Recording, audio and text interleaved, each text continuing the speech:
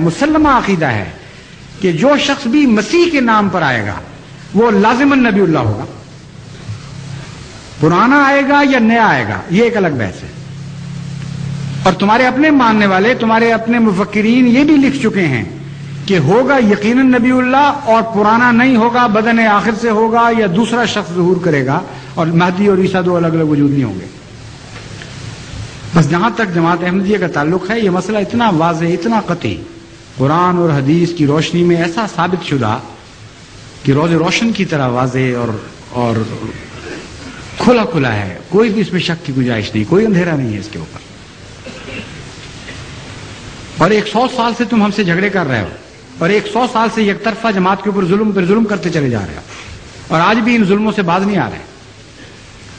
ابھی آج ہی سندھ سے ایک اور اطلاع ملی ہے کہ پہلے سکھر کے امیر کے اوپر حملہ کیا گیا تھا، ان کو زخمی کیا گیا، اس سے پہلے وہاں ایک شہید کر دیے گئے تھے. اب نواب شاہ کے امیر کو آج صبح 11 بجے شہید کر دیا گیا. کیا اس طرح یہ مسئلے طے ہوں گے؟ ایک احمدی شہید کرو گے، 2 کرو گے، 4 کرو گے، 1000 کرو گے، جتنے چاہو شہید کرتے چلے جاؤ. ہم تو یہ جانتے ہیں کہ خدا تعالیٰ انہیں زندہ ہی قرار دیتا ہے اور زندہ ہی قرار دیتا رہے گا.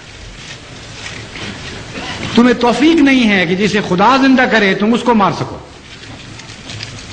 ہاں، جسے خدا نے مار دیا ہے اس کو زندہ کرنے کی کوشش کر رہے ہو. تم اس بات میں بھی ناکام رہے ہو، اس میں بھی ناکام رہو گے، اور کبھی عیسیٰ کو زندہ نہیں کر سکو گے. اگر جماعت کو مارنا ہے تو 10 یا 100 یا 1000 آدمیوں کو مارنے سے جماعت نہیں مرے گی. ایک آدمی کو زندہ کر کے دکھا دو، ساری جماعت مر جاتی ہے. اور وہ حضرت عیسیٰ علیہ السلام.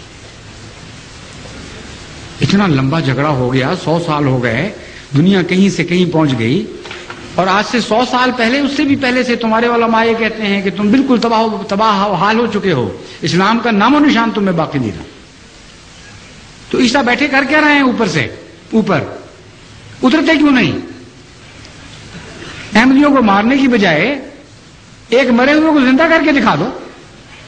اور میں جماعت احمدیہ کی طرف سے چیلنج دیتا ہوں تمہیں، اس بات پر جھگڑا ختم ہو جاتا ہے.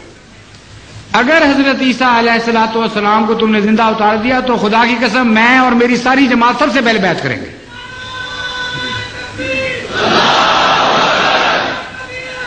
سب سے اول بیعت کریں گے. ہم پرانے عقیدوں سے توبہ کر لیں گے،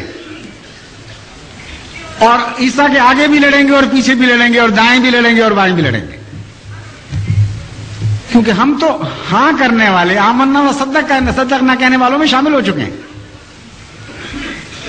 لیکن یہ بھی میں تمہیں بتاتا ہوں کہ اگر تمہارا عیسیٰ، اگر وہ فرضی عیسیٰ جس کو تم پیش کر رہے ہو بفرض محال اگر زندہ آسمان پر بھی گیا ہے تو وہ اتر بھی جائے گا، تب بھی تم اس کی مخالفت کرو گے کہ تمہارے مقدر میں مخالفت لکھی گئی ہے. یہ جھگڑا کیوں طے نہیں کرتے اس طرح؟ کیوں دعائیں نہیں کرتے؟ کیوں خدا کے حضور ماتھے نہیں رگڑتے کہ بہت بڑا اختلاف ہو گیا، دنیا کہیں سے کہیں پہنچ گئی، اے خدا اس عیسیٰ کو بھیج. تم سے تو اس معاملے میں یہودی بہتر ہیں کہ آج تک دیوار گریا کے پاس جا کے سر پٹکتے ہیں اور کہتے ہیں کہ اے خدا اس مسیح کو بھیج، اس ایلیا کو بھیج جس کے بعد مسیح نے آنا تھا.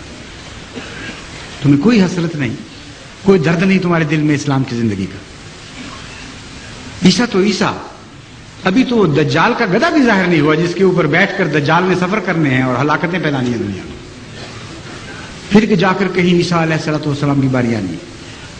کہانیوں میں بس رہے ہو، قصوں میں رہ رہے ہو، تمہارا کوئی بھی تعلق باقی نہیں رہا. حسرت ہے تم پر، اور ہم ان حسرتوں کے ساتھ تمہارے لیے دعائیں کرتے ہیں. میں اس خدا کی عزت و جلال کی قسم کھا کے کہتا ہوں جس کے ہاتھ میں میری جان اور تمام احمدیوں کی جان ہے کہ اگر واقعتاً عیسیٰ زندہ ہے اور ہم جھوٹے ہیں تو ہم سب کو ہلاک کر دے اور نیست و نابود کر دے. مگر خدا کی قسم عیسیٰ مر چکا ہے اور اسلام زندہ ہے. آج اسلام کی زندگی تم سے ایک فدیہ چاہتی ہے. وہ کیا ہے؟ عیسیٰ کی موت. اس لیے عیسیٰ کو مرنے دو، اسی میں اسلام کی زندگی ہے. السلام علیکم ورحمۃ اللہ.